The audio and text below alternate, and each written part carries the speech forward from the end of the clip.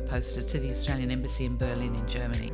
I found out that girls were being transported and tricked into jobs out of Eastern Europe and being forced into the sex industry. So I threw myself into volunteer work, really hoping to help in this little needle exchange on a very dark, horrible street where girls were used and abused. But all it did was frustrate me even more. I literally watched girls dying. And you can't unsee some of the things I saw. It just stirred up me trying to look for solutions, so that when I got back to my own country where I found out it was happening in Australia, all the things that I had learnt, I could apply here. I could speak the language, I can lobby the government, I can fundraise, I can speak passionately about what's going on. And this is why I started the Freedom Hub, because I realised that the trauma that takes a long time to get through, the Freedom Hub's whole vision was really to try and help them lead long-term, successful lives. Welcome to Getting to the Heart of Business, brought to you by The Online Co, where we believe the best way to help small and medium businesses grow is by putting people first. I'm James Parnwell, and in this episode you'll get to know Sally Irwin, an award-winning businesswoman who heads up the Freedom Hub and has a great passion to see an end to modern-day slavery. You might need the tissues. Sally shares some pretty intense stories, but she also shares her incredible optimism for change. My co-host and marketing pro is Jess Caluso. Jess, it's a pretty serious topic this week, so I thought we could have a chat about the business model Sally uses, which is the social enterprise model. This is businesses that raise money to fund a cause. Are you familiar with any of these? Yeah, there's a couple of easy ones that come to mind. So the first one is the Thank You brand, which I know it's definitely in Woolies because I shop at Woolies, and I believe that it's in Coles as well. So they do things like hand soaps and hand sanitizers and shower gel, that type of thing. Yep. Yeah, so they've been featured on a lot of the primetime news channels and stations as well, particularly in the past 12 months with our old friend, the COVID pandemic. Yeah. So what they do with their business is they're trying to help end extreme poverty worldwide. So having their products available in Coles and Woolies and places like that, it's a really easy way for people like you and me, just regular consumers, to jump on board and help. You know, we don't have to go out of our way. We can just buy a different brand. That's right. Very simple. You know, it is a bit more expensive than some of the other brands, that's for sure. But you know, by purchasing those products, that they're making a difference. Yeah. Yeah. Another one that comes to mind is Who Gives a Crap? Yeah, love the name. Yeah, it's a great name. So it's a brand of toilet paper. It also was very successful in the COVID pandemic. So they send 50% of their profits go to help build toilets and things like that in developing nations as well. Okay. So again, you can buy that online. Is it a subscription model? I believe they do have a subscription model, but you can also just make one-off purchases as well. So as you need toilet paper, you can purchase it. Yes, and they sold out quite profoundly at the start of the pandemic. They did. As you can imagine. Yeah. So these are two cutting-edge businesses that have set themselves up deliberately to put profits back into social enterprises. Yeah. Apparently in Australia, social enterprises are on the rise. The Social Traders estimates that there's 20,000 social enterprises in Australia generating 3% of the GDP. Wow. And employing 300,000 Australians. Wow. So that's not an insignificant part of the economy. Yeah. So in our interview with Sally Irwin, you'll hear how the social enterprise model works at the Freedom Hub. They have a charity arm which is rehabilitating and retraining the survivors of slavery here in Australia, and the business arm, which is these thriving little cafes that exist to raise funds for the cause. Sally, welcome to the podcast. Thank you. So before we get started on your story, I think the first thing we need to establish is modern day slavery. I guess a lot of people think it doesn't exist, or this disappeared 100 years ago or whatnot. Yep. But that's certainly not the truth. That's right, yes. So modern day slavery is happening. It's happening across the world. The estimate is 40.6 million people in slavery around the world. And what excites me from a business perspective is that now that we have our own Australian Modern Slavery Act, Yes. there's 75% of those people in slavery globally are in our region, which is our shopping ground in Asia Pacific. So the Freedom Hub is becoming very, very active in helping businesses start to assess their supply chains and look at how we can actually directly impact that terrible figure and reduce slavery in Asia Pacific. So 40.6 million is a massive number. Yeah. Like that's more than the number of people that live in Australia. Exactly.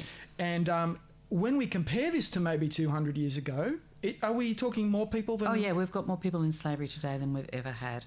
So that's important. The slavery problem today is worse. Yep. That when we look back and we see all the stories and, you know, it's horrific. We're actually in a worse place today. We are. And do you know the numbers in Australia? The estimate is 15,000. Okay. That's the estimate. I personally don't believe that... I think we'd have that many in Sydney alone. That's a hunch. Because they're undocumented, you can't count easily. Well, exactly. They won't come forward because our system at the moment is criminal justice focused, so therefore they have to come forward to the federal police, and not many people will enter or engage into our criminal justice system. Fortunately, the new Modern Slavery Act, the government's come up with a new plan. It's called the National Action Plan to Combat Modern Slavery in Australia, and part of that now is them looking at organisations like us to actually start looking at alternative pathways to identify slavery in Australia other than the federal police. So you feel like 15,000 is the sort of lower end of the estimate? Yeah. I think it's somebody, it might be the United Nations, say for every one we know of, there's at least another 4 hidden. So it could be 60,000, yeah. Yes. Okay. All right, so that's the context for everything you do, but let's go back to the start and tell your story.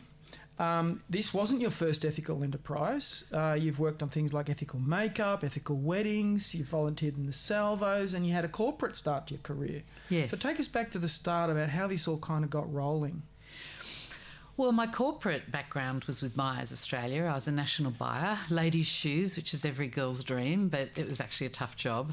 I imagine. And the 80s and early 90s, I don't think business was as transparent and as honest as it is today. I'm not saying Myers was corrupt, but I'm saying corporate world was. Yeah. And the way you did business was a bit different. And I was challenged even back then with my own integrity as to how we did business. I think there's a lot of power involved when there's a lot of money in a big organisation. For example, we might buy out a whole shoe factory just so David Jones can't get it, you know, that sort of thing. Okay. You know, like it was really cutthroat stuff. But one of the things that really, you know, you can look back in your life and you can put markers in where you've actually had a complete change of direction. And the last straw, I suppose, for me was when we went to Sunday trading, showing my age, but the fact is we went to Sunday trading and they were wanting me to actually fire some of the staff that wouldn't work on a Sunday. And I realised that that was really poor integrity. There were some women there, particularly in the cosmetics. There was one lady that was in her 50s, and a lady in her 50s in those days in cosmetics, you know, was on the end of, they were liked to employ young, beautiful young girls. Yeah. For her to lose her job, That's the end of her career. was the end of her career. Yeah. And And she'd been loyal to the company for 25 years. Right. Yeah. Yeah. And I tried to protest it and I was told it was my job or hers. So Yeah. I sat there and her tears rolling down her face, and that was really when I went, okay, I'm out of here. Can't do this. I can't do this anymore.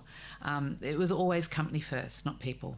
Yeah. Always. As a national buyer, you're sort of responsible to the shareholders, and if the stocks are down, you know, you had to do whatever it took to make money.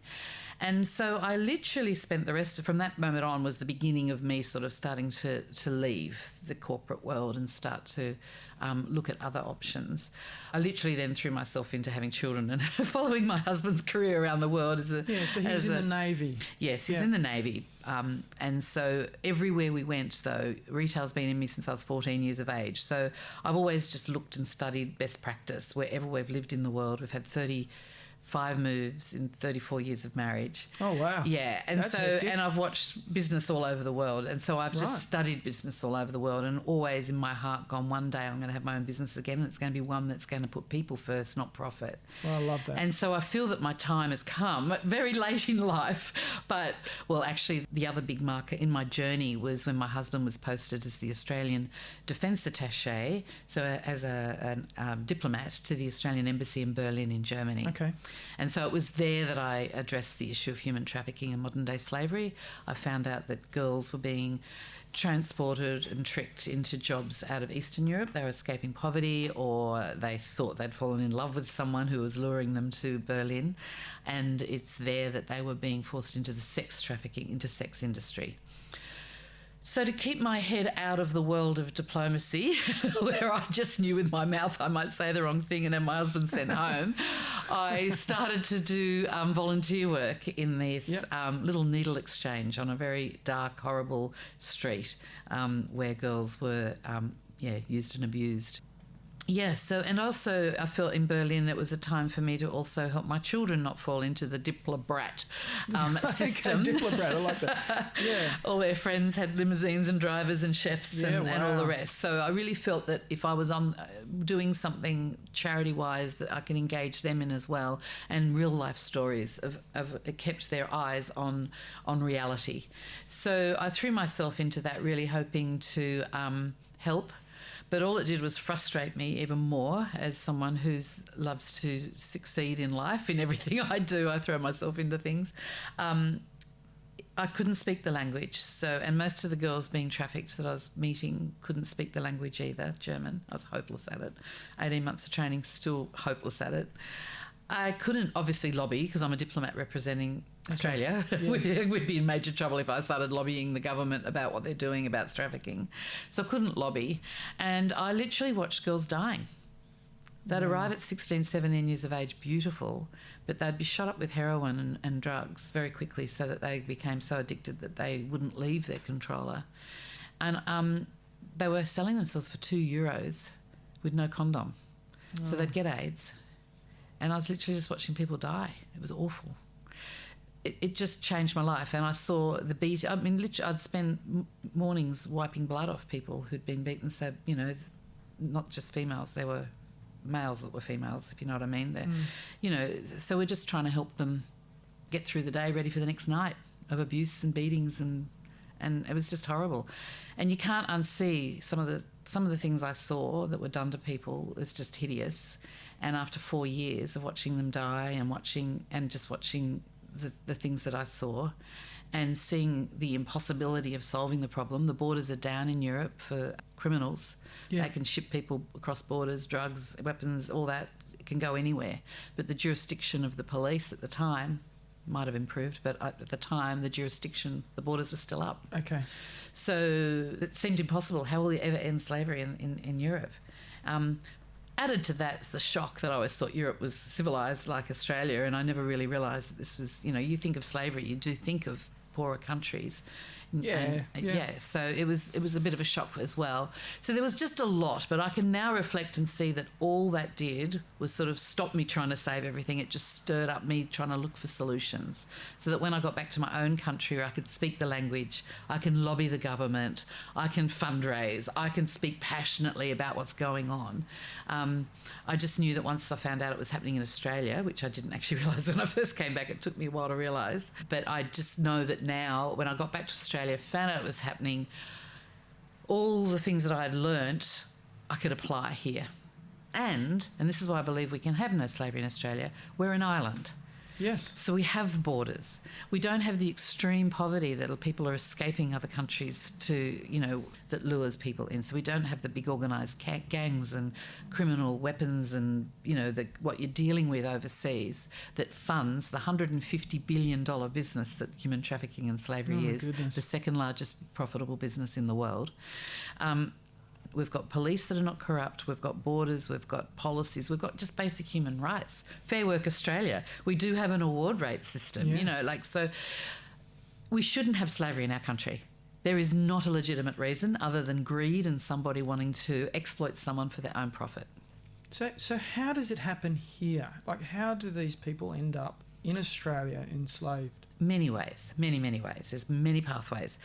This is the difficulty about defining modern-day slavery. As long as I have come up with a way in my mind to exploit you for profit, it's slavery. Okay. But we have to have laws. So Australia is the first country in the world to define modern-day slavery, and we've defined it around 7 areas. So there is actually a definition for prosecution. So we've got forced labour, we've got forced marriage, we've got organ harvesting, we've got child labour, you know, all those areas.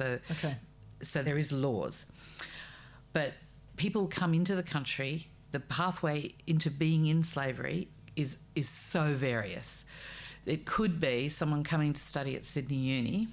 We've got a survivor that this has happened to. She came here, her whole village got enough money for her. Wow. She was clever, and they could see that this was an opportunity for her to get out of the tea farms.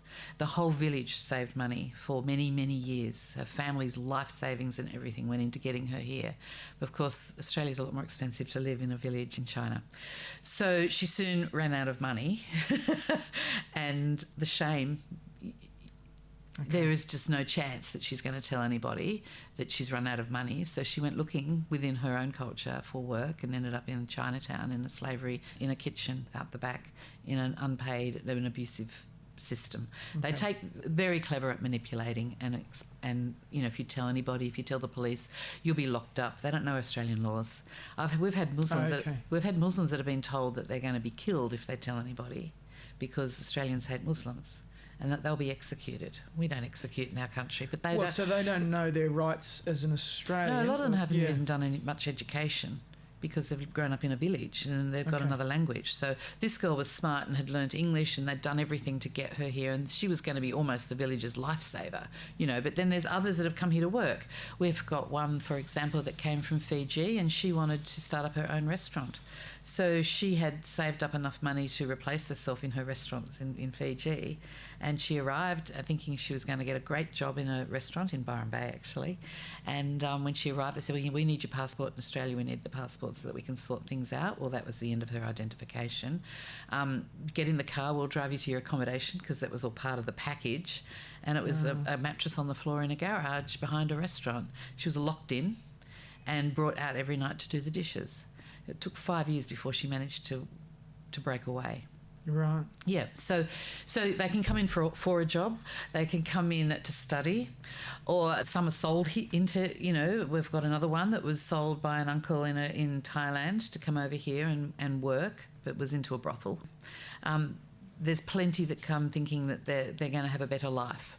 The ones that come out of the Middle East, or they've been a lawyer in their own country, or they've been a doctor or a dentist in their own country and come here to improve their studies, we find them the easiest to try and rehabilitate in the way that they're smart.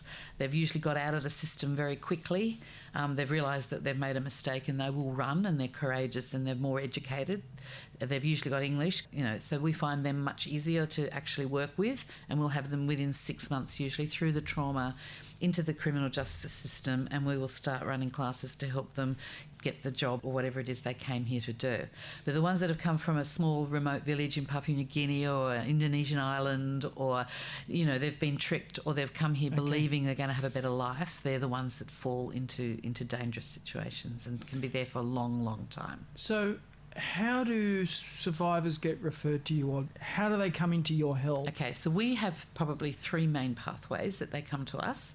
The majority is still through the government's criminal justice system. Someone's rung the police, or however the federal police have found them, because it's a federal issue in our country, not a local police thing. So the federal police have identified that they are in slavery.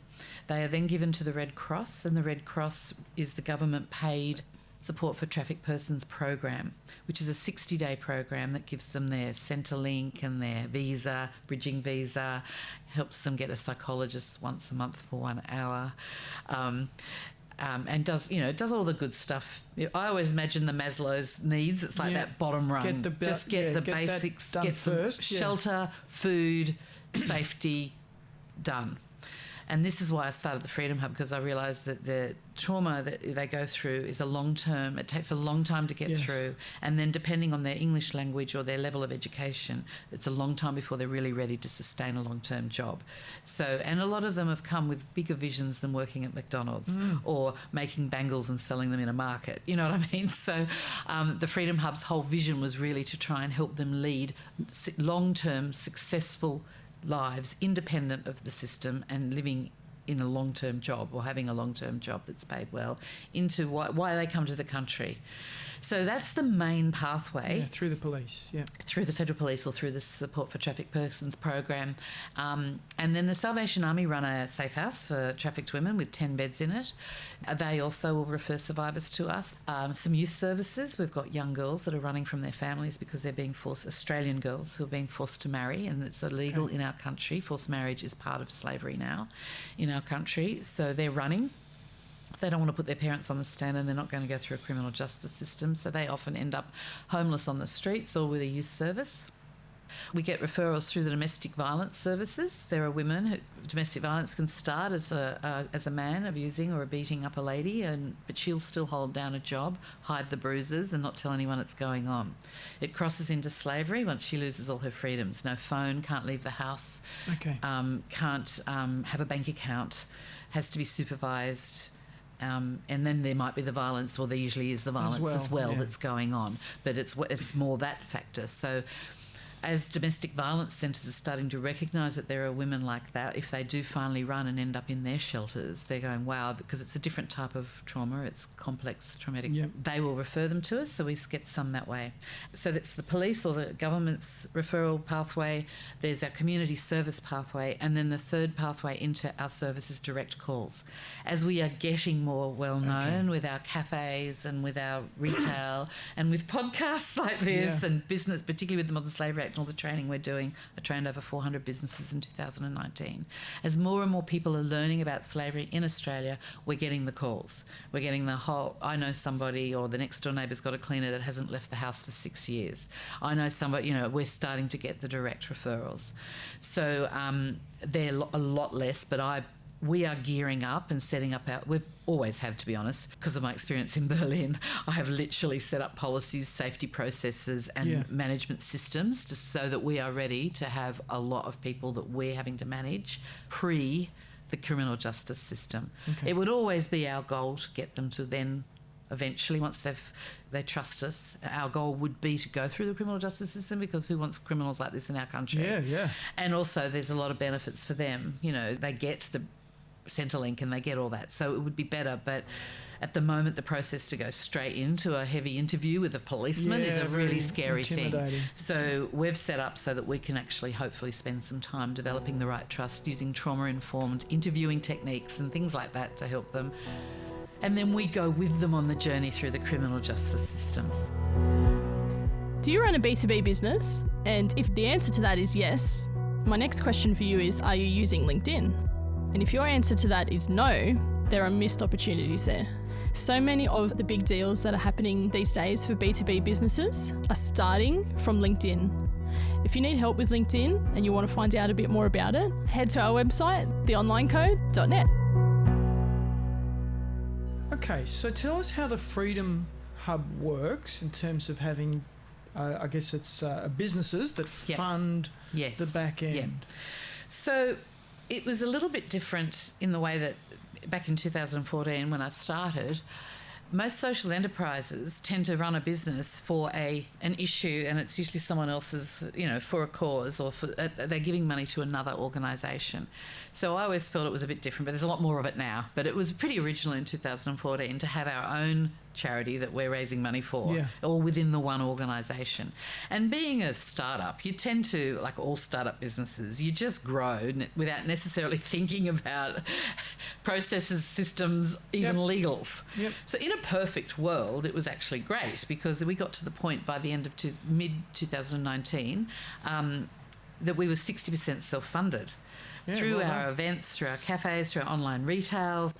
What I learnt during COVID was I should have set up a legal system so that if the business or one part of the business fell over, it wasn't going to cost me the entire organisation. So I have learnt a lot. We were waiting to see that we'd make it through COVID.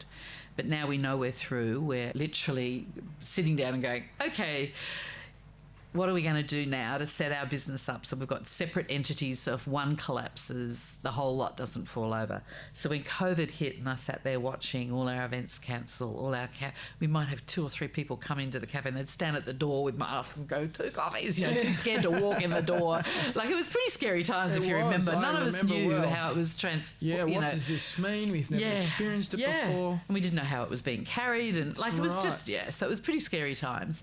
But I was just sitting there and I really think, I'm guessing, I probably should do a survey on it eventually, but I think the reason we actually made it through, the reason we went against the charity trend in the fact that we got 800% more donations than we've ever had, is because we've never asked, as in we've been mainly self-funded. The 40% was merely me making sure that people that wanted to help could, that the communities or businesses that wanted to donate or wanted to be part of ending slavery in Australia could. And I think 50%, 60% was the model I was going for. But that 50 to 60% got phone calls from me. That 40%, sorry. As I'm watching everything fall over, I'm on the phone going, I need help. We're not going to make it. I've got, at the time I think we had maybe 52, 54 survivors, but we've now got 76 survivors. But they need more mental health than anyone. We're all going through a mental health crisis right now. They're too scared to walk out the door, and we can't see them face to face. We need laptops. We need to teach them how to use Zoom. We've got to get these, it was an emergency. It really was a crisis. So with a lot of phone calls, people just were so generous. It was incredible. And it just kept going all year. And I do believe it's because they know that once we're back on our feet, a lot of people don't like giving money to charities because year in, year out, they're asking for more, more, more. And so I think people invest knowing that we weren't going to be relying on their money forever. We'll be back on our feet eventually. We're still not there yet, by the way, but we will be. But this is part of it, So I think restructuring now means we will be able to make sure that if one of the cafes closes or events suddenly we end up in another shutdown, we can't run events, we can make sure that we don't lose the Freedom Hub. Yeah. Whereas I was ringing them all going, we're going to lose the whole organisation. Okay, so you're going to divide the organisation up. Yep. Yes. Yeah. I've got a couple of pro bono lawyers that are looking at how we can do that best and still keep our DGR status and all the things that are required for helping people that want to donate, they can. Yeah. So you started with about 4 or 5 survivors and you've now got 76. Yeah, so that's the business in me. You know what I started at? I was selling clothes second-hand at glebe markets. Right. Yeah. And whatever money we made, that was the budget. Right. We got enough money to take them for an excursion to Coogee Beach and learn how to catch a train, learn how to order fish and chips. We'd give them $20 each and they'd have to go to the counter very nervously. All this stuff that I learnt as a foreigner in Germany, how scary it was to go and ask. Okay. I'd go self-serve in supermarkets because I was too scared to order in German, you know what I mean? So all my experience of being in a foreign country, I literally made that was our early day classes, how to catch a train, how to use the ticket machine, because it's all in another language, how to ask for help. All that stuff was our early days at the Freedom Hub. Language barrier is one thing, but if they've grown up in a village, potentially they haven't used a train. Exactly. And if they've been in slavery like sort of all their life, like some of the Middle Eastern girls, they've never even handled money. Right. They've never had any cash. They don't even know what it is. And that's a fun class, our Australian culture class, teaching them, our money's so colourful and so decorative. You can spend a whole class just teaching what the pictures are. And then you get on YouTube and show them a kookaburra laughing and they're like on the ground hysterical. They can't believe that a bird makes a noise like that, Right. So our Australian, we used to call it Australian culture class. We've called it Living in Australia now. By the end of it, we have them doing speeches in our slang, But, that's also been a learning process over the years because we would be discovering things that we didn't know about some of their cultures and realise this massive gap. Even a Nepalese girl said to me, in our country, you'd never call, like if you look at Fair Work, the employer or the employee, it's the boss. What's an employer? And we suddenly went through our curriculum and had to change all our language from employer to boss in the work ready classes. Oh, they just didn't know what an employer, the word meant. Yeah. He's the boss, the boss man. Yeah. Just really, really simple things. We discovered that girls from a Muslim background would never hang out their washing on a clothesline, and we hang our washing in clotheslines in this country, you know, because underwear, like there's there's a million cultural things from all so many parts of the world that are incongruous with the way we do things here. Yeah, we assume so much, and then they're expected, dare I say it, through the system. Oh gosh, we've got money for you to go to TAFE and learn English. Well, they don't know how to get the train. They don't have the money for the Opal card. They've got to sit in a classroom with people that use language they don't understand. And there's all our hidden... It's mission impossible, yeah. Yeah, and they wonder why they fail. So this is why the Freedom Hub's needed. Where I see us as the stepping stone between rescue and being ready to go to either TAFE, get a job, to live in Australia. So we try and address all those cultural things. And it's fun if you've got a few in a class because you get them sharing in their culture. You know, in some countries that's rude.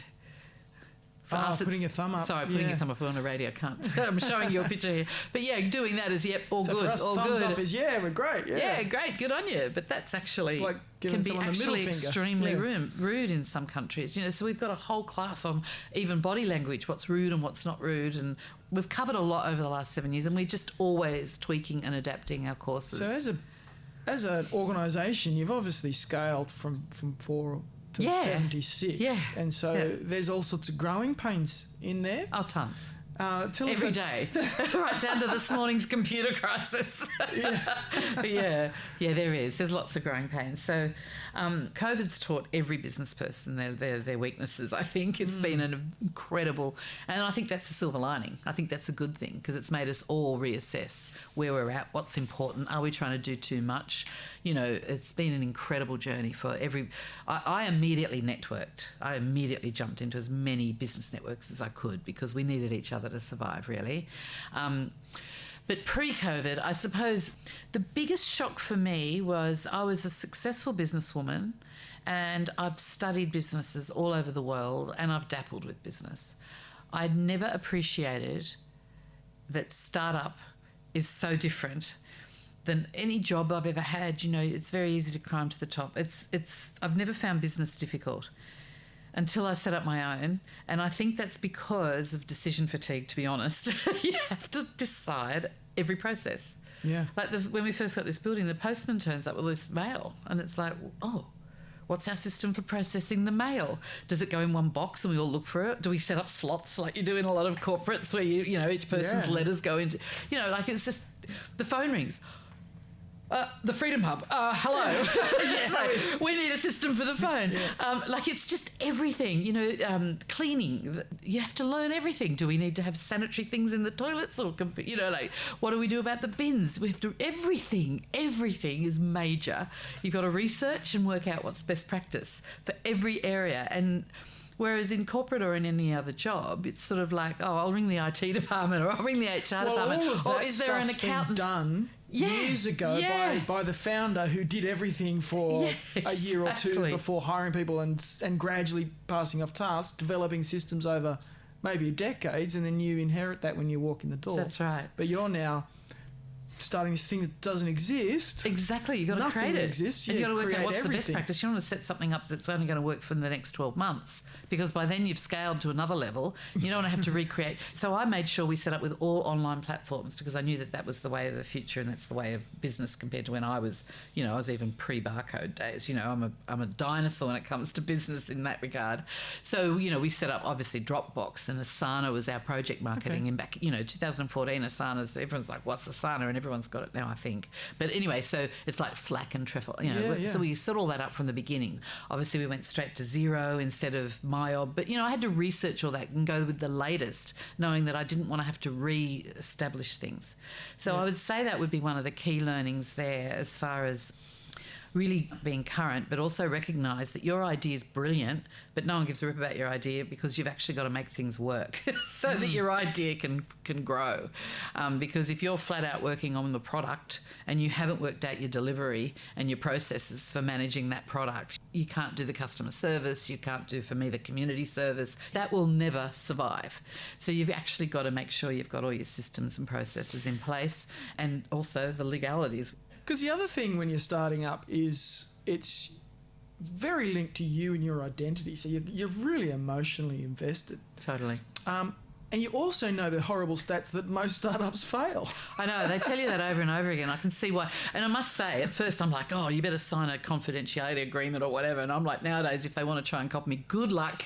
Yeah, off you go for it. Because I just know how hard it is. Yeah. And not many people, I think they don't fail because of, I just don't think people want to put in the hours. It's, you're talking 70 or 80 hours a week about something you're passionate about if you really want to do it well, I think, to begin with, because it's full on. But then it's also full on because maybe this is a mistake. This is another lesson that I've learned. You do a lot of, thanks to Google and Atlassian and all these cool corporate businesses, you think, employ people for their culture and their heart, right? And I'm like, people have to be passionate about what we're doing. So employing people at that level without skill is a major mistake because you are growing very fast and you've got to make all the decisions because you've got these people that don't know how to do stuff. So I actually am now saying, like I did to Macquarie University last night, when you're a startup, go for the most skilled you can for what you can afford and get those processes set up. And then as you get more and more into your cause or what you're developing, then start looking for the people with the heart because you've got this. I needed those skills straight up. I went through a lot of people over the first few years, but also you'll bring people into this level of skills and then we start to grow, and then we actually need a whole new set of skills. So that's the other big lesson for me is that you've actually got to be... I always thought, my parents' days, you're in the same company for 50 years. It's a great sign. It's actually not. It's a sign that you're either growing by employing more people with other skills, but we can't afford to do that as startups. So I think I had to learn early that you have to let people go because they're not actually capable and they realise it and they start to struggle and then you start getting cranky and it's quite good. Whereas I'd think, what can I do to keep them? And then I'd try and move their job or change their job description and then I've got a gap and I'm having to fill that gap now because I've moved them to where they're more skilled. So I think I've learned a lot HR-wise for startups because in corporate world or in most companies, that's already done. You're employed for a job. All you've got to do when you walk into that job is do better than the person that was doing it before you. But you don't have to worry about all the side departments. Yeah. So we're in the marketing industry, the Online Co. I'm interested in how you market the Freedom Hub and what that looks like. I'd love to say I was doing better. I do all the marketing. Yep. Purely because, I guess because of particularly my background with Maya, I mean, that's what we did. In our day, though, our funnel was, if I had my designer shoes would be through Vogue and we'd have budget shoes would be through Women's Weekly and it was mainly magazines. Once or twice a year, we'd lash out and do a TV ad. And so we had very few funnels. I threw myself into pretty quickly because I love marketing, I love design, I designed this as an empty warehouse. I love design and creation. So I wish I had done marketing as a degree or whatever back in my day, but I did it instinctively, I guess. So I've had to learn about digital marketing. It's been hard. I've done a lot of courses. I've done a lot of incubators and courses for digital. What I have learnt is two things. One, I'm not naturally digitally inclined and I'm not good at it. But the second thing I've learned is I now know when someone is good at it. So at first I started to try and employ people to do that and realised that I had no idea. They could tell me anything. If I organised a company like yours to help me, I wouldn't have a clue. And I was being ripped off a lot of money. So now that I know how to do SEO and I do all our blogging and I do all the SEO on our website and from what I've learnt, the basic stuff, I can now tell if someone's doing a good job or not a good job pretty quickly. So it's only now, particularly since COVID, I knew the only way through this was to market our way. Before that, it was just really word of mouth. Most of our marketing was we'd have hundreds of people come through here a week. Yep. All my business training on ethical business, I'd have whole corporates and hundreds of people, an audience there. So we really grew organically with very little marketing. But since COVID, I've had to market and put some money into it. Given up on Facebook because they keep shutting us down because we're too political. And I've wasted money. So for the first time ever, I have engaged a digital marketing company in Melbourne, but they're focusing on our Google grant because I could never leverage that either. Your Google Ads grant? Yeah. Yep. You know, they're very generous with their 10,000, but no one can spend it. No. It's very typical. We have spent it once, but yeah. Have you? Oh, wow. Yeah. Even this company, but I'd be lucky to get 1,000 a month out of it. It's hard. It's to spend very, it. very It's hard. true. I think they've got it up to 4,000 or 5,000 at the moment, which is great. So I know that's better than before, and we're paying them to do that. We just hate paying money on marketing because I love it myself. But I just recognised I can't do that. I've recognised I can't really do ads as successfully. Same reasons, really. The analytics and understanding how to best put the money. So if I need to, I will spend money on that. And then during COVID, we've had some generous people that get it. With grants and with donors, I have also discovered during COVID is that some people really want to give just to the survivors and don't want to think about business or marketing. But what I love is the business people that go, they understand how successful we've been so far with the business and they want to see the business keep going. So I have had people give me money just for marketing because suddenly we had to do home delivery. Well, how do all these units know we're here? We've never told them we're here because they all worked in the city. Yep. They commuted. Now they're working at home. We've got to tell them we're here. So I've got to get letterbox drops out. I've got to get into these high rises. We've got to start marketing online to let them know we actually exist. Yep. Whereas before we lived on the people that worked here. Now they're working at home. Half of them are in Manly or we've lost all that customer base and now we've got a whole new customer base. Locals, yeah. So fortunately I have had people that have gone, aside from the cause and aside from all that, we want your cafe and your business to succeed. Here's money for marketing, which has been nice. So I have invested some money. But generally it's word of mouth. And, 50, 60 volunteers, making sure they're all sharing and talking and that. And then that's marketing as well. And then all the corporates that do invest or are part of what we do or believe in what we're doing. I'm always giving them the gentle reminder the thing is awareness raising for what we're doing. It's a double-edged sword. The more awareness we raise, the more identity there is for survivors as well. Yeah. So sometimes it's more easy to spend all our time on awareness and not spend money on survivors, but most people want to donate for the survivors, forgetting how much an impact we have with our awareness. So most of the people listening to this are small and medium business owners. Mm-hmm. What's the best way that they can help eradicate slavery in Australia? Yeah, there's lots of ways. So when I was growing up, if I saw a snotty-nosed kid in Ethiopia with a big tummy and, I used to feel completely disabled. And so I was really determined when I started this that there would always be a way for people to be able to help. Every Australian should be able to help end this crime in our country. So this is another passion that I have, and that's another reason there's so much retail, besides the fact that that's my background. I now have set up the cafes and the event space, but we've got online retail. We've got our ethical business consultancy business. We've got all these other ways that anyone can actually, you can come here for a cup of coffee and you will be making a difference. Okay. You can be in Broken Hill and go, it's Mother's Day coming up, I'm going to jump online and buy an ethical candle that's slave-free and it burns for 50 hours and it's good for the environment. You know what I mean? They're making a difference. A small to medium business owner, the best thing they can do to end slavery is actually get on board with the whole Modern Slavery Act. And that is by submitting a voluntary modern slavery statement. So the Modern Slavery Act requires any company that has a revenue of over $100 million to submit a modern slavery statement that has risk assessed their supply chains. So all the big companies now, Woolworths, Coles, they're all doing this.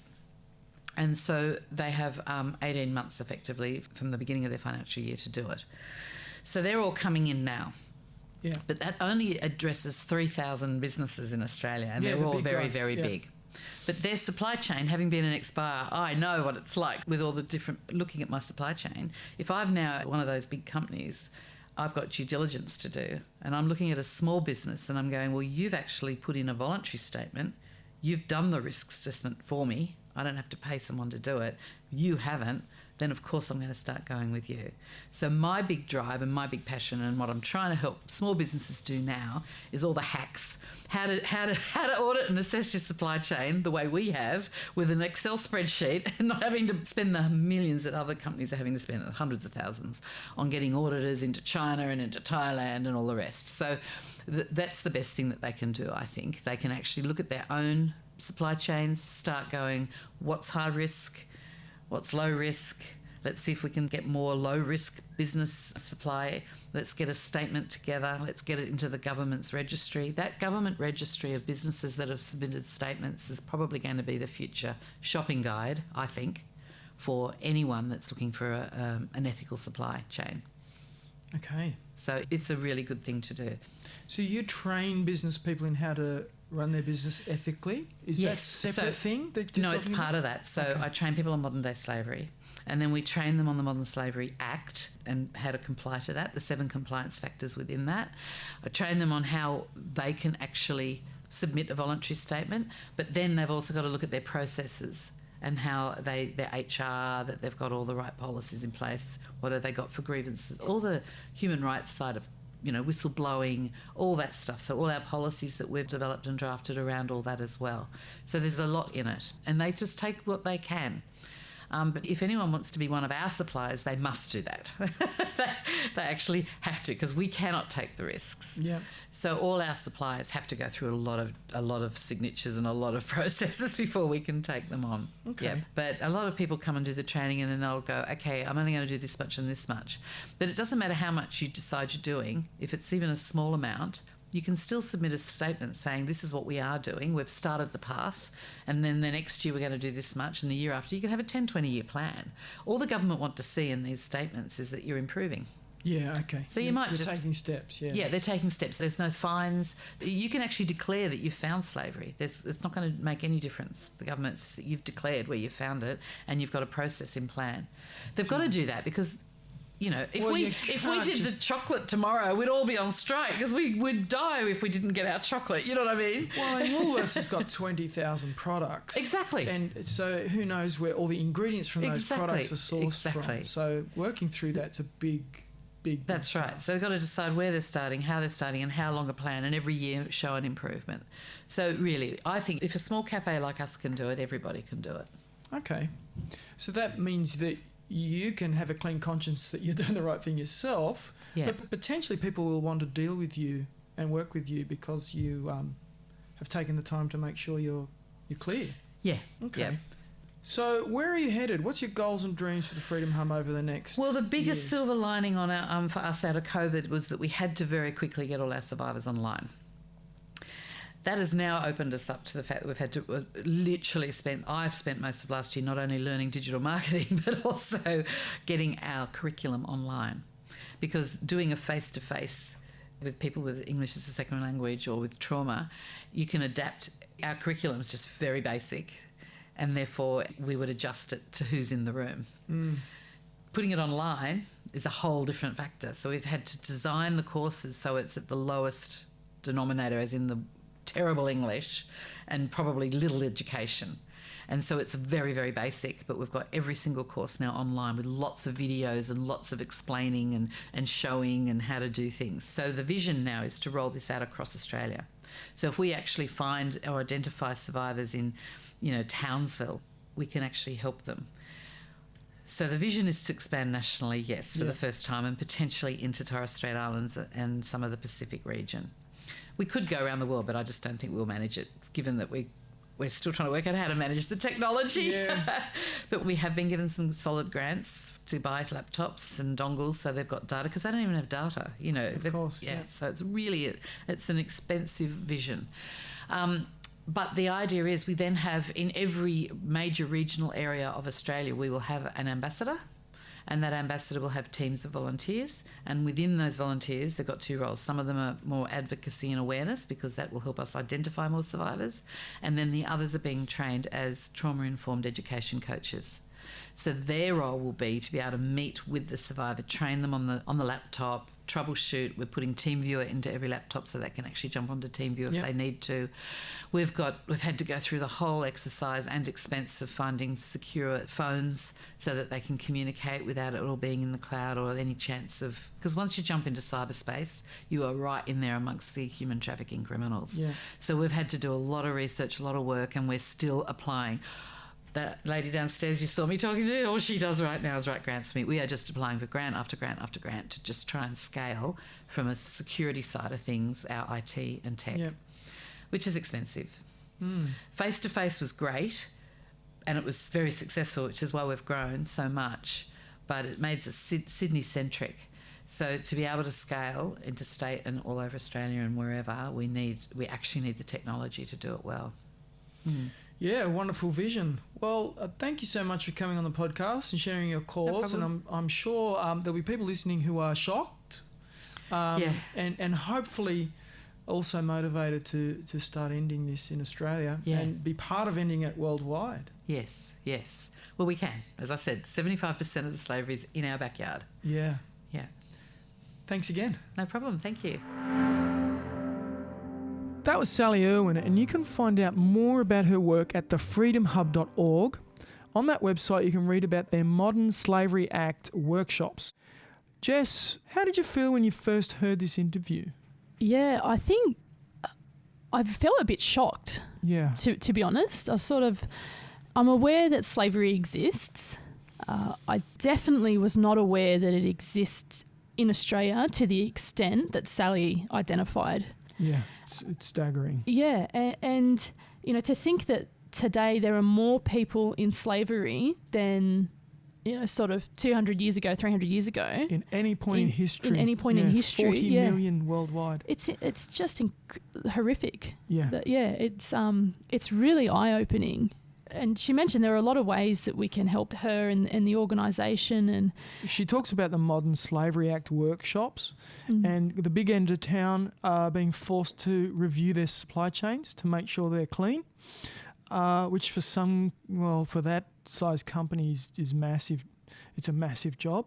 But Sally runs workshops to help the smaller end of town do that as well. And if you do that, then you can be certified, and it's going to open your doors for your business. So that's a good business decision. I was actually aware of the modern day slavery problem before. Okay. We've been supporting other charities in this space for quite some years. It's still shocking and horrific.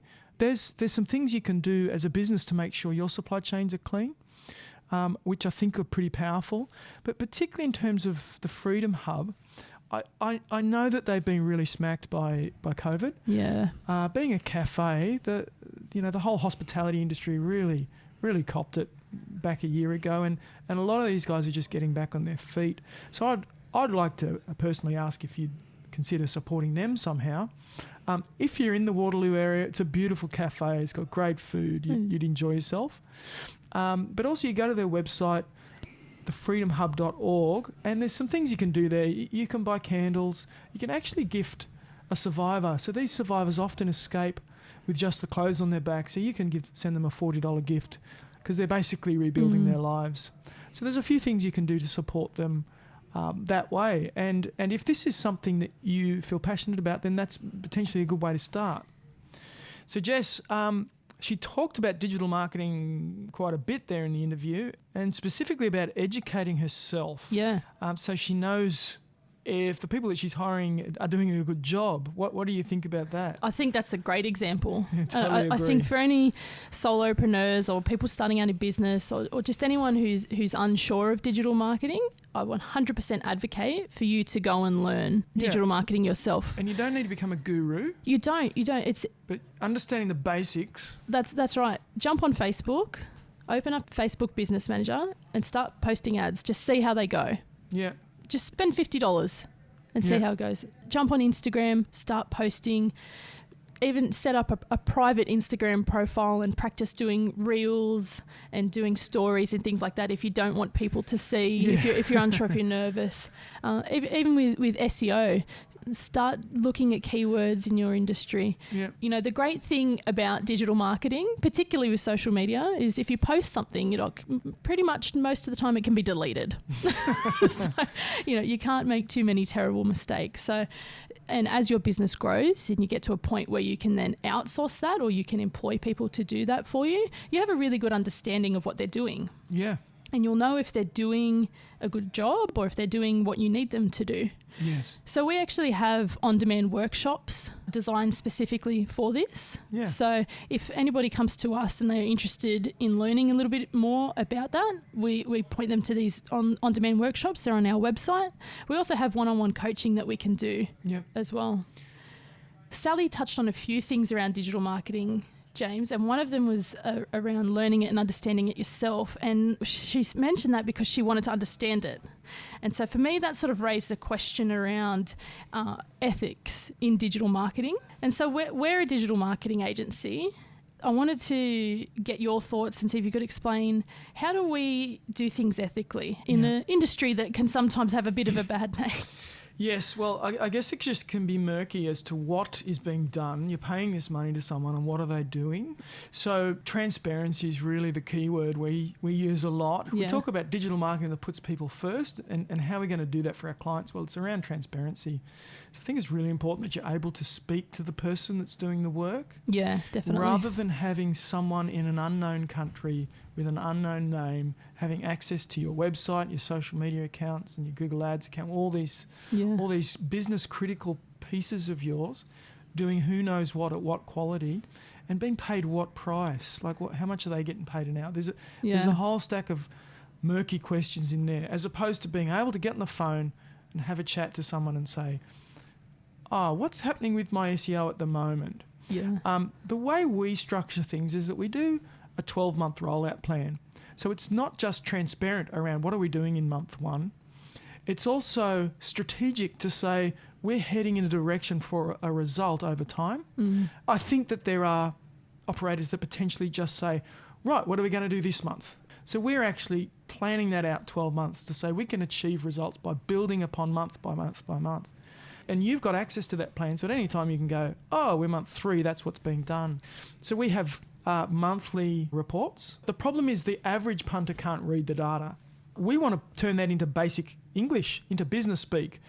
What happened on your website was this. You got this many more visitors and this many more people contacted you because we optimized these pages to get this result. So it's taking it out of kind of techie land and jargon land into plain English. Because that was one of the biggest issues the industry has with reporting is it's a bunch of jargon. So you will record a video pulling out the highlights, and you'll generally see the face of the person that's done it, and the face of that person is local, and then you can ring that person to say, hey, what did you mean by? That's it. If you want to dive deeper into it, you can. Right. So all of that means your odds of getting ripped off are greatly decreased. Yeah. If you've got some knowledge yourself and you employ someone who's very transparent about the work they're doing. So coming up next week, you'll meet a guy who has had 2 career paths that couldn't be more different: circus performing and financial planning. He's Phil Thompson. He owns a company called Sky Wealth, specialising in life insurance. When COVID hit, Phil was in an amazing position because he'd just finished shifting his company to being completely virtual and online. But the stars weren't always quite so well aligned. Phil shares about some of his worst mistakes and challenges too. It's quite a story. This episode of Getting to the Heart of Business was brought to you by The Online Co. Produced by Claire Bruce, music by Harry Parnwell. You can find us at theonlineco.net. If you've enjoyed this episode, it's quite likely that one of your friends will enjoy it as well, so feel free to share it with them.